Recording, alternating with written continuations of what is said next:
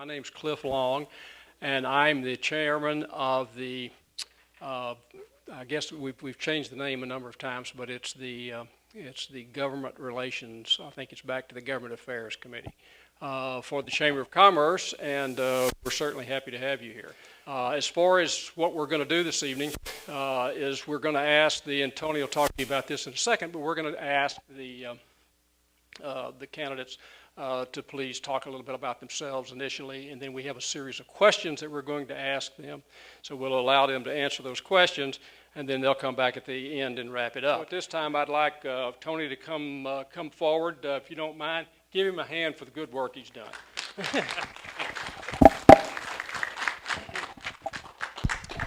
Good evening. Again, I'm Tony Moline, and we're very excited to be here. We appreciate Coppell ISD, Coppell High School, letting us use this wonderful facility. So, again, what we're going to do is we're going to go down and ask several questions. We've discussed the rules. There is a time limit on this, so if we kind of cut them off, it's just because those are part of the rules. Cliff, I think we need that microphone over here whenever you get a sec. Yes, sir. That's all right. So we're going to start off with some introductions, and Ms. Barbo, you're first. I kind of feel like a rock star here. I am Judy Barbo. I'm running for Coppell ISD Board of Trustees, Place 6. My husband Don and I have lived in Coppell for 20 years. We have 2 children, Lauren, who's a senior at Coppell High School and who is attending. It is her 18th birthday today, so I don't know how else to spend your birthday but coming to this, so thank you. We also, I'm sorry, we'll do that later. Yeah. I won't sing, but my son Jordan is a freshman also at Coppell High School. Both kids have attended Coppell High School, Coppell schools from kindergarten all the way up. So we've been very, very pleased with the programs that they've been able to enjoy through the Coppell ISD system. I graduated from Texas Tech with a BBA in accounting. I've been a CPA for 23 years. I have Big Four as well as corporate accounting experience, and I currently work right now on individual clients. I chose to run because I feel like I have the experience and the background, and I want to make a difference, and I feel like this is one of the best ways that I can serve the community. During the past 13 years, I've been actively involved in various leadership positions within the district. I'm currently serving as the PTSO president at the high school. I've served at the elementary and middle school levels as well. I'm on the site-based committee. I'm on the 3rd term as the director of the Education Foundation Board. I'm sorry, I'm going so fast. I've been on the 2009 Strategic Planning Committee, and I've served in various other positions on the PTO and other organizations within Coppell. I feel like having had kids go through every level of education in Coppell, I have a good insight as to what the needs of the district are and how best I could address them. Ms. Clark? Hi, I'm Carrie Clark, and I'm also running for Place 6. I'm the Coppell ISD trustee. I have been a Coppell ISD resident for 15 years. My husband and I, when we moved to this area, like many other people, looked to the schools and specifically purchased a home that was within the Coppell district. I have 3 kids. I have a 7th grader at East, and I have a 5th grader and a 2nd grader at Valley Ranch. I do hold a Master's of Professional Accounting degree and also a bachelor's degree in marketing. I did work before I had kids, but once we had kids, I knew I wanted to stay at home with them and chose to begin volunteering in the schools as a way to not completely lose my mind with kids, but also to use my business skills and that sort of thing. So when they started school, I naturally began volunteering in the schools. I've done that for 7 years. I've done more and more each year as my kids have gone through the system.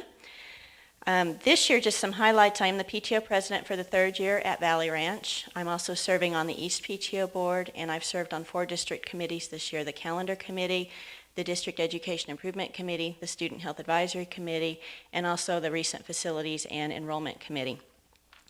I've also worked really hard to learn more about the district. I've attended both of the sessions of iLead that the district has so graciously offered for people to learn about the district, and I've also regularly attended school board meetings. I'm excited for the opportunity to serve on the board. I'm excited to learn more about the district as I go through that process, and I'm just thrilled to have the opportunity to potentially serve in that way. One other thing about me is you noticed I mentioned I live in the southern part of the district. We've never had a board member that lives in that part of the district, so that would be a different perspective I would be able to bring to the board. And I do have younger children here in the district, and while sometimes we forget as we go through things how things have changed since that point in time. So I think having younger children in the district and also being from the southern part gives a couple perspectives to the board that we don't otherwise have, and the more perspectives we have on the board, the better the decisions the board as a whole can make. And now Ms. Fisher. Hi, I'm Tracy Fisher. You may recognize me. I was here last year, and I was running for school board. I was told get 500 votes and you'll get on the school board. I got 1,200 votes. I didn't get on the school board, so I'm back. My oldest son was born on 7/7. He weighed 7 pounds and 7 ounces, so I'm running for Coppell ISD Place 7, in case you forget that. I'm even more uniquely qualified this year because my opponent doesn't want to serve, and so unfortunately, though, he missed the deadline to withdraw. My opponent is still on the ballot, and so I still need support, and I don't want to take this for granted. I really need your consideration and support. My husband Andy and I lived in Coppell for more than almost 25 years. I worked professionally in leadership management for both Frito-Lay and LSG Sky Chefs. My most recent job was the director of operations for the DFW Flight Kitchen for Sky Chefs. I had 400 employees, and we made about 20,000 meals a day. That was before 9/11.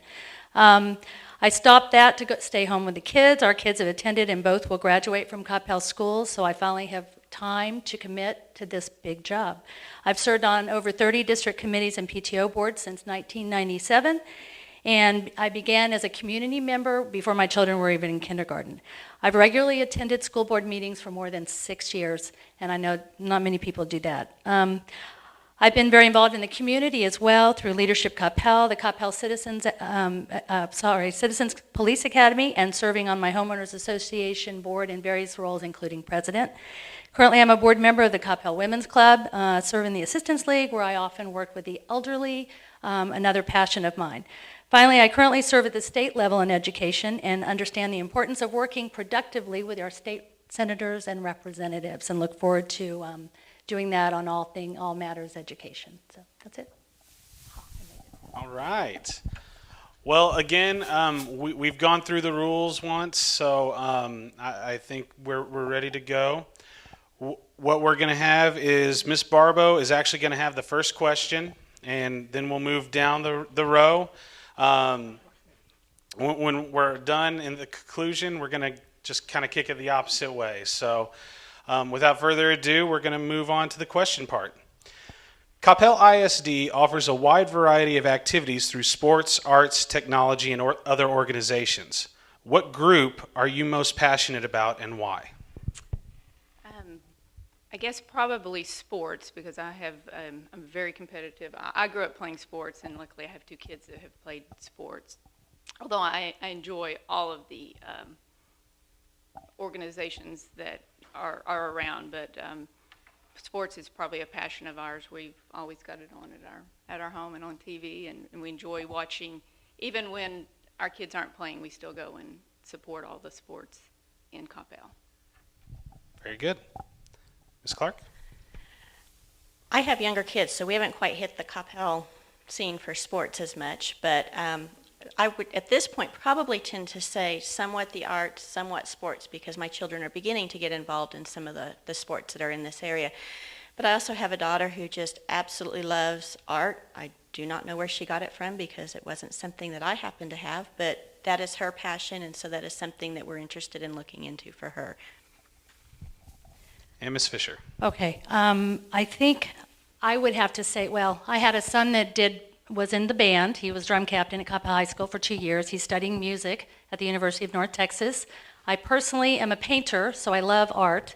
I'm big into technology. I Twitter, do social media. I really enjoy new tech. I love all the stuff at Coppell High School with the video and all of that. So I really, I'm trying to think what the other thing was. I guess you said education, or did you say education? It is school. You probably said education too, right? Sports, arts, technology, and other organizations. Other organizations. Well, I would also say that I'm a real big advocate for education itself. And I founded the Coppell Gifted Association 6 years ago to try to raise some ceilings in our district. We're currently strangled by tax testing and other things that cause us to have lower ceilings. And I believe that it's really important for these kids to learn every day, all kids. And so I'm just really kind of passionate about education in general.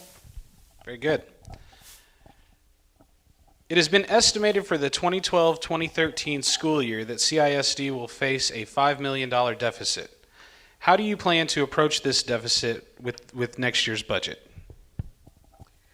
Well, fortunately, CISD does have a very healthy fund balance, and this is something that they have been planning for a number of years, and I think a lot of credit goes to the people who have done that planning. It doesn't, nobody wants to face a shortfall like that. I think it takes getting in there and looking at things, everything, big and small, to determine what areas might we be able to cut. Unfortunately, teachers' salaries makes up the biggest portion of our budget, and that makes it difficult to make any decisions that don't affect the kids. But I think we do need to very carefully keep that in mind as we are looking at those things, how that will affect the children.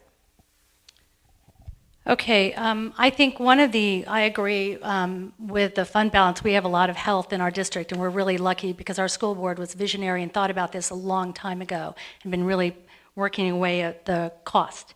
I also think that there's a lot of things that can be done with technology to make education not quite as expensive in some respects. And there are a lot of technologies that are new programs or new ways to do education to prepare kids for the 21st century that may or may not require as much cost.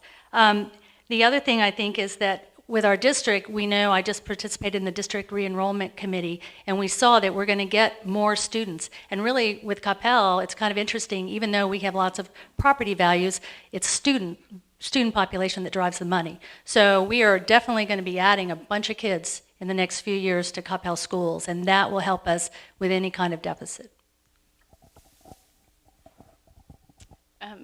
I agree with what Tracy said. With the influx of the kids coming in, we will get more added revenue generated through that. Also, I believe that we've had phenomenal success with our CFO, and Sid Grant have done a phenomenal job working with the budget, cutting where they needed to, and if we're as lucky as we were last year, maybe we can cut through attrition rather than having to lay off teachers, which we've been successful in not having had to do so far. I think the district will continue to look for innovative ways to create more revenue. Open enrollment was one way that brought in a little more revenue that was successful, and I think we'll just have to probably play it by ear as we go. All right, Ms. Fisher, I think you get the next one. The North Lake Cypress Waters development will increase the student population in the near future. What are your thoughts on the location and overall impact of adding a new school or schools within CISD? Well, on that district committee I was just talking about a few minutes ago, we just spent 3 months looking at all of that, and we definitely need to build another school. It's not if, it's when, and it needs to be pretty quick, and particularly with the elementary age.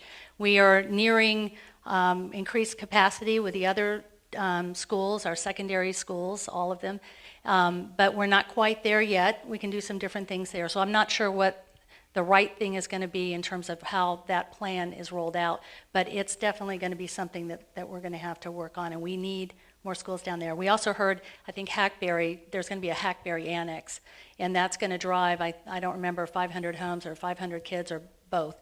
And then there's another area up to the north that will help us a lot. I'm probably out of time, but. I agree, and I believe that building it sooner rather than later is is the option we have. I think the option that we're going to have to look at is whether we build one elementary and a multipurpose facility, or an elementary and a middle school, which can later be converted into a high school. I think those are the options that we're facing right now, because we have so many kids in the southern part of the district that we are definitely going to have to build. We do have 20 acres in Valley Ranch that would house a elementary site, and then we have the acreage in North Lake as well. I too agree that we definitely will need to be building a school. I served on that committee as well, and it was no question from the committee that we need to be doing something, and doing something quickly. Elementary particularly, because not only do we have full schools down there, we're busing a lot of children, more than 500 out of that southern part of our district, to our other schools within our community. Timing on middle school and high school gets a little bit more questionable, just because it takes so much longer to build one of those out. And it's just, we've given the board the word that we need to do something, we need to look at it, but some of those details will take some more committees and some more visioning and some more community input to talk about how we approach that. Very good. Ms. Barbo, I think you're up again. Okay, sorry. The city of Coppell is currently served by Coppell ISD, Louisville ISD, and Carrollton Farmers Branch ISD. CISD recently started open enrollment. What are your thoughts on continuing this? I think open enrollment has been a good thing. It brought in needed revenue to the district. With the influx of these housing additions, it's going to be a little tentative to see what is going to happen. And the people that have come into open enrollment know that it is on a year-by-year basis. I would support continuing it as long as it does not affect the kids within our district. I also like the open enrollment as long as it continues to be done very carefully, and I think the board was very careful in how they determined their definition of who was eligible to do that. At the moment, they are adding some children to the seats to our elementary school, which does help our bottom line. The open enrollment is only for kids coming in at the elementary level. They're able to continue once they're in the school, but they don't enter into it at the later grade levels. For that reason, I think that also helps. It's a little bit easier, I think, to manage how many kids you're letting in, and then you know that you've got them to continue on from that point. I'm also for open enrollment. I think it was a real creative way to drive student growth. I think we added 67 new students this year to the entire district of 10,400 and change. And those students drove about $400,000 in revenue for the district. And that allowed specials teachers in some schools not to have to be shared as much. Our northern campuses, that's one of our biggest problems we have, is our northern campuses are aging, and our southern area is growing and getting younger kids. And so open enrollment is a great way to balance out the capacity that we have. It's really hard to justify building schools when you have capacity in other schools. And so people tend to want to do a busing, but busing isn't necessarily a good idea because that takes children on buses, especially little children on buses, for a long time. So I'm definitely for open enrollment. I think, like I said, it's creative. We've got a great school district. People want to come here, and it doesn't hurt our property values. In fact, it makes us more desirable. Okay, and we're coming up on our last question, so if anybody has written a question on an index card, Christina's going to come by and try to pick those up and bring them up to Cliff. All right, for the last question that we have, CISD receives its funding from several sources. How might you influence the district's relationship with each of these funding sources? Okay. We do receive money from a variety of sources, and I think it's important to have good relationships with all of those sources. It takes people getting in there, meeting with people, whether it be legislators, whether it be property owners. I think all of those groups are very interested in knowing what we're doing here, how we're doing it, how we're successful, and even maybe if there's areas that we aren't finding as much success, that as well. I think we're looked to from a lot of those different sources as leaders in education, and that helps us to be able to forge those relationships and use them to influence, well, not to influence, but to continue a good relationship with them. You can't have a bad relationship with those people and do well.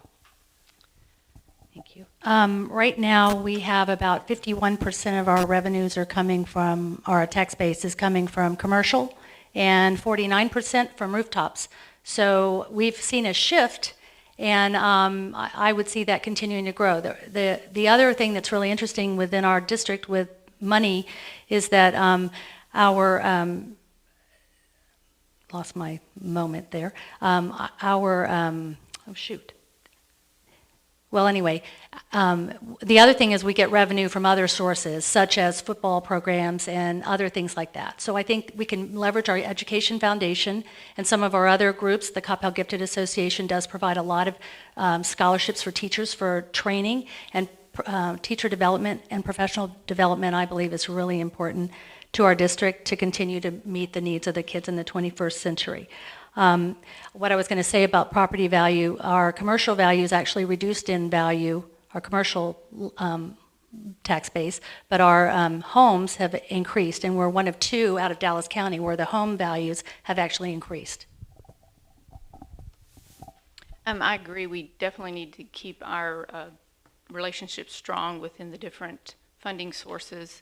PTOs are a huge source of that help complement the technology within the schools, and I think the PTOs have done a great job of funding every campus with the amount of money that they have available.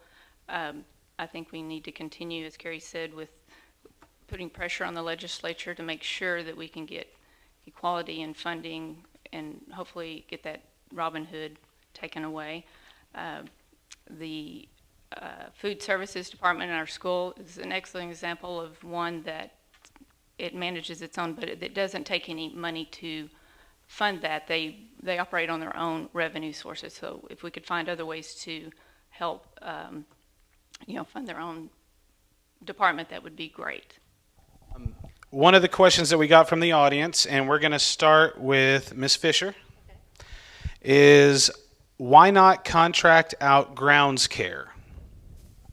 I don't know. That's a good question. I think we should look at everything that we offer in our school district. The grounds care, there are other areas of opportunity as well. So I think, why not? I agree. I think if we can get contracts and see what the contracts are on the outside versus what our inside labor is going to, I think we definitely would be an area that we need to look into. And I would agree. I think that everything like that you have to take a quick look at, or not even a quick look, but just a good look at, and make sure that you're not spending more on things than you have to if there's an alternative way to do it. Okay, that was quick.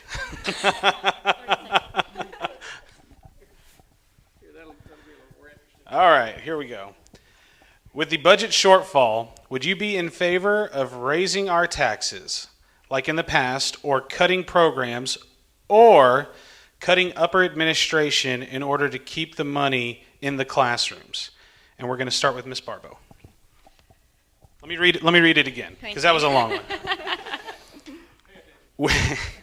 With the budget shortfall, would you be in favor of raising our taxes like in the past, or cutting programs, or cutting upper administration in order to keep the money in the classroom? Wow. Well, I really don't want to do any of those options. I do not want to cut the teachers. I feel like the teachers are our greatest asset in our community. The administration is doing double duty now, so I'm not sure where we would cut there. Programs, I always hate to cut programs. I remember when my kids were in elementary and they started cutting the Spanish and then started talking about cutting the art. I think every program we have in Coppell is valuable and adds benefit to every student. I don't know, raising taxes might have to be the issue, but I would just have to take a look at it. Being one of 7 board members, we just have to work collaboratively together to come up with a good solution. If you want me to read the question again, since it was a long one, I will for either of you as well. Sure, go ahead. Okay, sorry. With the budget shortfall, would you be in favor of raising our taxes like in the past, or cutting programs, or cutting upper administration in order to keep the money in the classroom? Okay, well, I'm certainly not a school finance expert, at least at this point. But we recently did have the tax rate election, and I think that speaks volumes for Coppell that we were willing to do that in order to keep the things like the programs and the administration that we do have.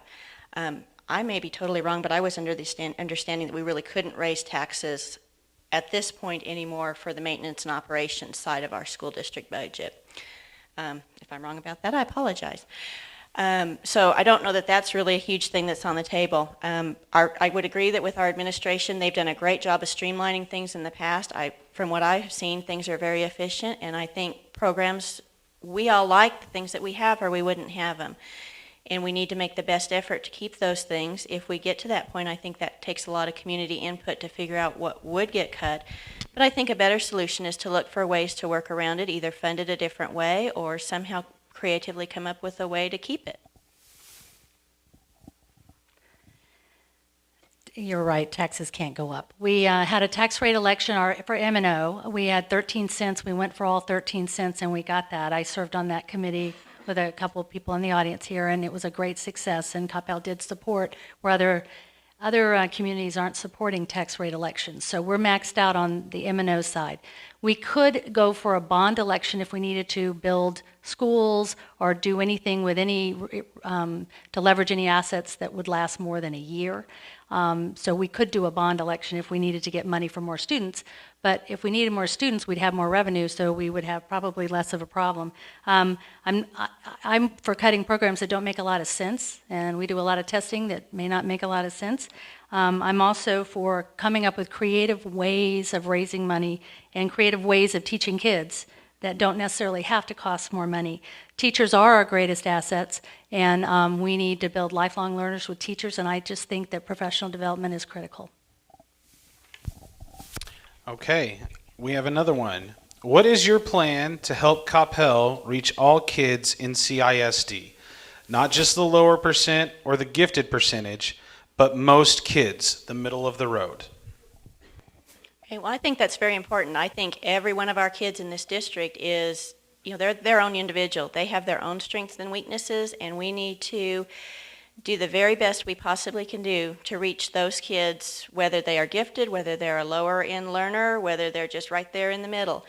And I think we've seen a lot of programs that help with a lot of those things. We have definitely given kids the opportunity to shine. I know at the secondary level they can take AP courses, whether they are considered gifted or not gifted. I know that teachers in middle school, North did a great presentation. They were doing a lot of one-on-one, individual tracking kids, and I think that's a great trend. We have to catch our kids and get them engaged where they are and help them learn as much as they can to their full potential. I look at gifted education as more of the R&D of education. It's just trying things differently. A lot of the programming that we do for kids, differentiation, several others are from research that's been done on gifted kids. They're kind of this, different kind of group that can do some of that stuff. And I really believe that gifted kids and all kids need to have the ability to learn every day at school. And it doesn't matter what your deal is. And the other thing about kids is there are gifted kids in every range of academics and performance and class rank. So I believe that all kids need to be challenged, and I believe that reaching a kid, getting engaged with a kid, as Carrie was talking about, North had, they're doing flipped classrooms where you do a little video and then you work. It's really exciting. I just believe that the middle kids comprise the majority of the kids in the district, and I believe that the curriculum has really stretched our kids, and I think that we are doing great jobs adding more and more programs that are not reaching or they're not centered on any specific group of kids. I love the opportunities that every kid is afforded in this district, and I think that they have every advantage to succeed at whatever level they're at. And I applaud the curriculum directors because I think they've really done a good job of focusing on raising the bar for kids that maybe aren't gifted, and they've certainly done a good job trying to raise the kids that maybe are in the bottom percentage of the class to raise their challenge them more to raise their bar. All right, our next question. Why are we not buying the land behind the football field for expansion?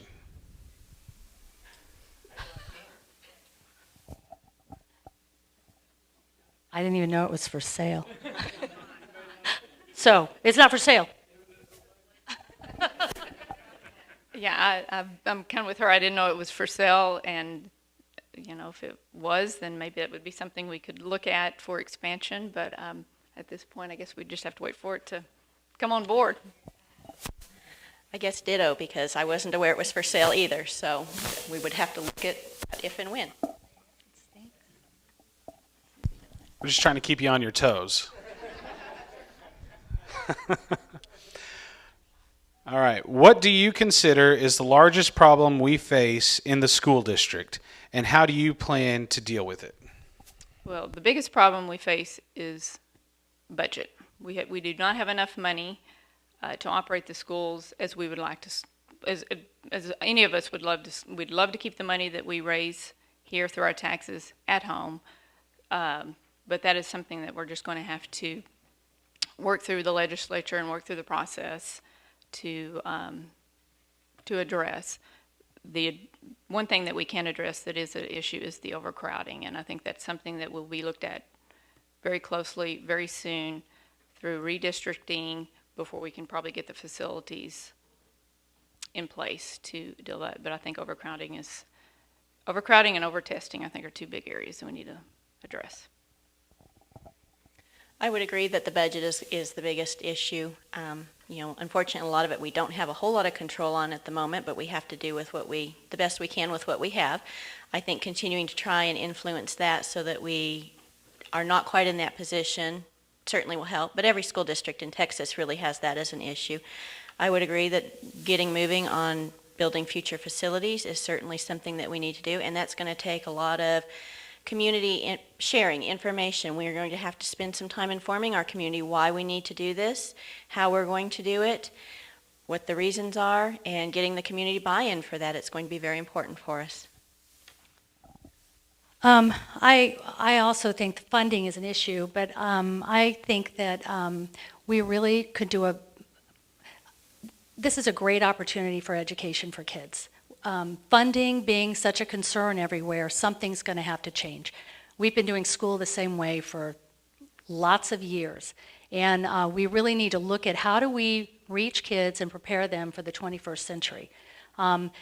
What I was saying a minute ago, they're doing flipped classrooms, and I don't know how many of you have seen flipped classrooms or know anything about flipped classrooms.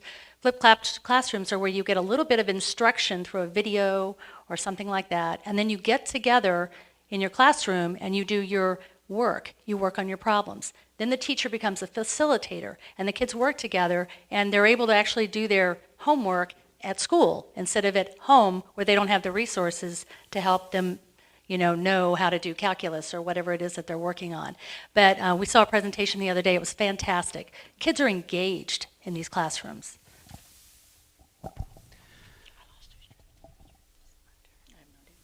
It's your turn. Okay.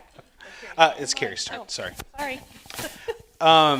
What are your thoughts on having ads on top of the schools for money to advertise with the landing pattern? Are we meaning on top of rooftops? On top of rooftops, On top of yes. rooftops, Ads okay. on the tops of schools for money because of the airport. Okay. In general, I'm probably not a huge fan of advertising in the schools as much as possible, but that's a little different situation. That's not really impacting our kids. The only people that would see that would be the people on the planes. And I think that that's probably something that we ought to look at, because that certainly could be a revenue generator for the district. Yeah, I never thought about that. That's kind of creative. There aren't many schools that are in the flight plan right now. Hopefully there won't be a lot. Maybe some of the smaller schools. But, I don't know. I never thought about it before. it might be kind of a creative way to raise a little bit of revenue. I don't know who's looking out the window. Usually when you're landing, you're looking around to make sure your stuff is in your bag, and when you're taking off, you're, sleeping. Usually that puts you to sleep when you go. So I don't know. I certainly think that's a creative approach to generating some revenue, and obviously might be something that would be worthwhile looking into. Obviously, you would have to be very careful what kind of advertising you would be doing on top of the school, but I don't know. I think it would be kind of an interesting prospect to look into. Very good. So many of our surrounding school districts have a great emphasis on performing arts. We have a great music department, but why can't we offer a performing arts academy? Wow. I don't know that we have enough students to do that, but I mean, there's no doubt that our performing arts are really strong in our district. The thing that I would like to see before we went to a performing arts academy, I'd like to see us bring the string program back into our district, and then really compete with some of the schools through concert venues, or prepare these kids that are really interested in following through and doing music later in life, where they have violins. And most symphonies have violins, and that would be a pretty exciting thing. And a lot of our kids take violin when they're young, and then they can't take it anymore because they've got to do band that doesn't have violins. So I don't know that we could support a performing arts. I don't think we have enough kids, but that would do that. But I do think that we need to do academies or performing. That might be something more interesting to do inside the school. I know that they are looking into the future, expanding the different academies that we offer, and that may be something that we could look into and offer. Again, I'm kind of with Tracy. I'm not sure how many students that actually would impact, but if we made it broad enough, it might be something that we would definitely benefit from the school. I think anytime we offer anything that we can keep more kids in the Coppell school as opposed to going outside of the district, it's always a good thing. And I too don't know how many kids really are into that. It's kind of a little bit of a subset, but a very interesting one. And I know for those kids that fall into that, it's certainly a big passion of them. I know we have several kids in our school that do quite a bit of that.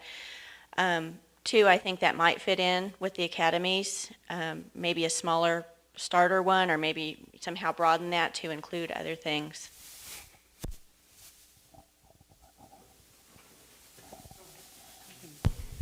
This is not a question.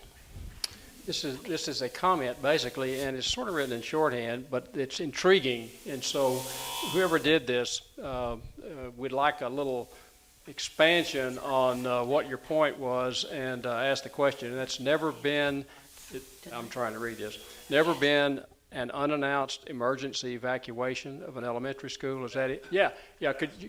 That's my question. Yeah, the question. And I'm in Civil Air Patrol, and when I was growing up, we always had fire drills.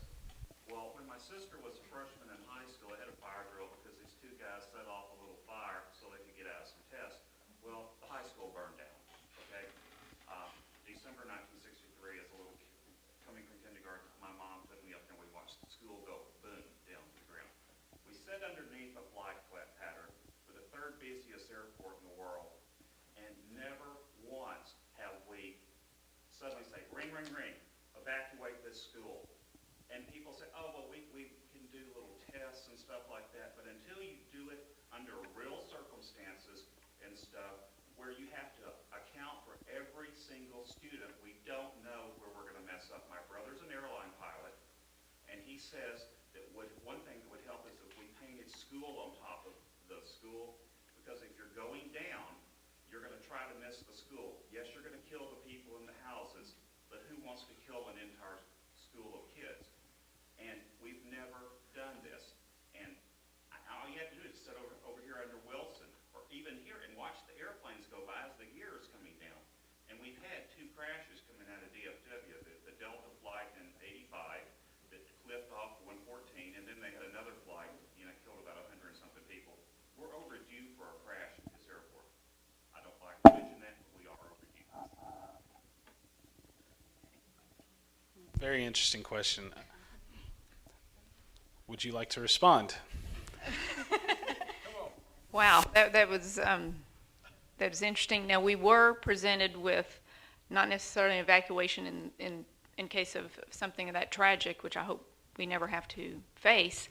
The SRO that's head of the high school came and gave a presentation at our PTO president's meeting last Friday of all the different new procedures, the lockdown, the lockout, the different type of procedures. And I believe, if I'm not mistaken, that they are going campus by campus and going through the procedures of that. That might be something that we definitely need to address is a major evacuation of a plane crash. I'm going to sort of follow Judy up and say that, yes, SRO has been to the campuses. There's basically several different emergency scenarios that they teach. One of them is evacuate. I have not heard any plans that we're actually practicing evacuating other than the evacuation that we do for fire drill. Obviously, if there was a plane crash, that would be a different situation because you wouldn't want to remain there on the school grounds.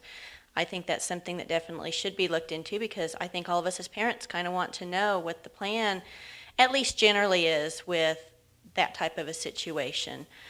Maybe not the exact specifics because that would depend on the actual emergency. And I think we have to trust our administrators and our teachers that are there at the school that there is a detailed plan in place and that they care about our children very much and will do absolutely everything they can to protect them. Yeah, I don't know how you add to that, except for I would say that whatever's happening, the SRO that presented that also talked, the city is also involved in emergency issues. And so this is an example of a place where I think the city needs to work really closely with the school district to help with that plan, whatever that might be. But we do have that evacuation lockdown. This is a new, really simple way to help your school. It's very simple. A lot of school districts are using it in the country, and you're going to hear your kids talking about it. But it's, I think you're right. That would be a really huge thing. It'd be a community issue. And I think we need to work together really closely with the city to make sure we're covered and we know what to do with kids and dogs and cats. Okay, I think that's going to be it. We're gonna wrap it up here real quick, but we appreciate the candidates. Ms. Fisher, we're gonna start with you for the conclusion. All right, in conclusion, I'm a lifelong learner. I'm an advocate for education and different ways of doing education. I spend a lot of time right now researching and looking for neat ways. I talked to our administrators already about some of the things that they're doing. I regularly communicate about and research those topics, and I cannot tell you how excited I am about the possibility for our students and our teachers in Coppell. I will serve all the children in our district with the same intensity and compassion, and I mean that. We have the most experienced board members rolling off of our school board in, I guess, less than a month. And we need really unique and fresh perspectives with respect to how we run our school board and making sure that we have a good balance of members on our board. We've got great school board members. We always have. We've had great administrators in this district and great teachers, too. I would be honored by your support on May 12th. Again, my opponent he's on the ballot still. He doesn't have time to serve. And so I would really appreciate you getting out there and voting for me because if you don't, then you may have somebody that doesn't want to serve, and I don't know that any of us want that. So, first, I'd like to say thank you to everybody for hosting this and giving us the chance and the opportunity to share our views and to get in front of people that we otherwise might not get in front of. I hope that we've communicated or that I've communicated that I'm qualified and I'm excited about this opportunity. I would love to serve on the school board. You can see with the questions there's been lots of different things presented, and the one thing I can promise is that I will take the time and the energy and whatever is needed to research an issue or a question or a problem and do that to the very best of my ability in order to serve all of the students here in Coppell. I hope that you agree that my different perspectives will serve on the board and provide some new insights to that, and I look forward to hopefully having your vote on the election day. I too like to thank the Chamber for hosting us and the PTOs for being involved as well. I'm excited about education in Coppell. I've been a fan of it. I love it. I love all the programs. I love the opportunities that are afforded to every kid in this district. And I just feel like that with my extensive background and experience, that I would be a good candidate. I would go in and research. I'd work well with the board, and I'm excited about the opportunity of potentially being able to do that. I would work closely with the board to make sure that we ensure the money is spent wisely, that we continue to look for creative and innovative ways to fund the programs that are necessary and vital to all of the students within Coppell, not just educational-wise, but athletic, through the fine arts, through every program that is going to enhance our students. My interest in serving on the board goes beyond just being a parent. I'm also a homeowner, and I know how the schools impact the value of our home, and I want to protect that investment for all of us as well. I have a vested interest in the success of Coppell schools, and I believe with my extensive leadership and experience, a strong accounting background, my passion and dedication for the schools, I believe that I could be a successful board member. I appreciate your support, and I would love your vote on May 12th. Well, thank you. Thank you to the candidates. Thank you to Coppell ISD, the board, the high school for letting us use this facility. Thank all of you for coming out, and I'm going to turn it over to Cliff to wrap this up. Thank you, Tony. We really appreciate you coming out. Now, we've got a couple of board members here in the audience, so not only were your questions interesting and insightful for our candidates, but also for the board members themselves, because it gives them a feel for what your thoughts are and what your feelings are as it relates to Coppell Independent School District. We have 3 additional forums coming up, and we certainly welcome each and every one of you to attend those forums. Next Thursday evening, the 26th, we have the Meritorial Forum, which will be at City Hall at the council chambers. On May the 3rd, we will be back at the council chambers with the city council candidates. And then on the 17th, we'll be back in this room for the state rep candidates. So that's sort of our lineup over the next month. So we'll get an opportunity to visit with one and all. We are, depending upon the success of our of these forums, we're considering also having a congressman forum maybe in August or September of this year, so that we can get an idea from those individuals, their feelings as it relates to how they would represent us in Washington. And for God's sakes, we know we need plenty of that in there.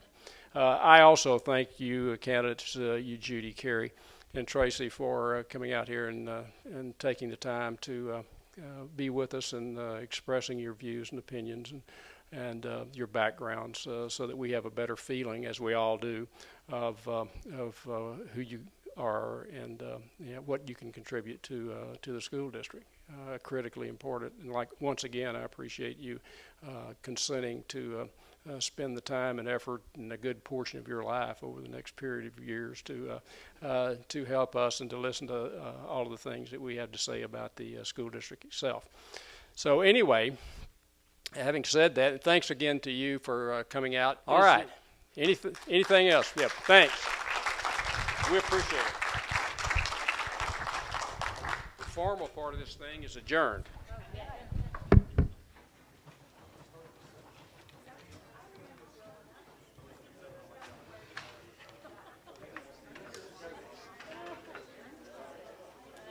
I was going to say, I was